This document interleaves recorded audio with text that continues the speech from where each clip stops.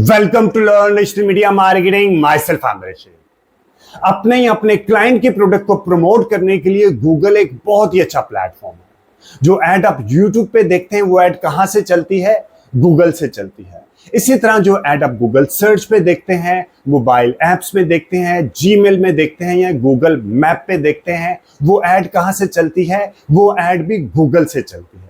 इसी तरह जो ऐड आप मुख्तलिफ वेबसाइट्स पे देखते हैं, मुख्तलिफ वेबसाइट्स पे जो ऐड आप देखते हैं, वो ऐड कहां से चलती है? वो ऐड भी गूगल से चलती है। ठीक है, जो ऐड मुख्तलिफ वेबसाइट्स पे चलती है, गूगल में हम उस ऐड को कहते हैं गूगल डिस्प्ले ऐड, GDNB से हम कहते हैं। ठीक है, बहुत ही पावरफुल फॉर्मेट होता है, ऐड फॉर्मेट होता है गूगल के अंदर। ठीक है, आज इस वीडियो में मैं आपको बताऊंगा कि गूगल डिस्प्ले ऐड के अंदर ऐड क्रिएट करने के भी दो ऑप्शन होते हैं। एक होता है रिस्पॉन्सिव डिस्प्ले ऐड और एक होता है अपलोड डिस्प्ले ऐड। अगर आप गूगल के अंदर ऐड क्रिएट कर रहे हैं और डिस्प्ले ऐड क्रिएट कर रहे हैं तो दोनों ऐड की वेरिएशन आपके फिंगर टिप्स पे होना चाहिए। आपको पता होना चाहिए कि रिस्पॉन्सिव डिस्प्ले ऐड क्या होता है और अपलोड डिस्प्ले ऐड क्या होता है और इन दोनों में डिफरेंस क्या है और ये दोनों अलग टाइप ऑफ ऐड फॉर्मेट किस तरह क्रिएट होते हैं। तो चलें आज अपने सिस्टम में आपको जाके दिखाता हूं कि गूगल डिस्प्ले ऐड के अंदर जो दो ऐड फॉर्मेट है वो किस तरह क्रिएट होते हैं और दोनों में डिफरेंस क्या है। ठीक है, लेकिन अगर अभी तक आपने मेरे यूट्यूब चैनल को सब्सक्राइब ही नहीं किया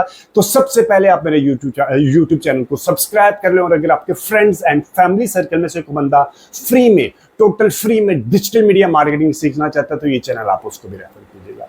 कोई भी फीडबैक, सजेशन या कोई भी कमेंट है इस वीडियो को कंटेंट से रिलेटेड तो do mention the comment section.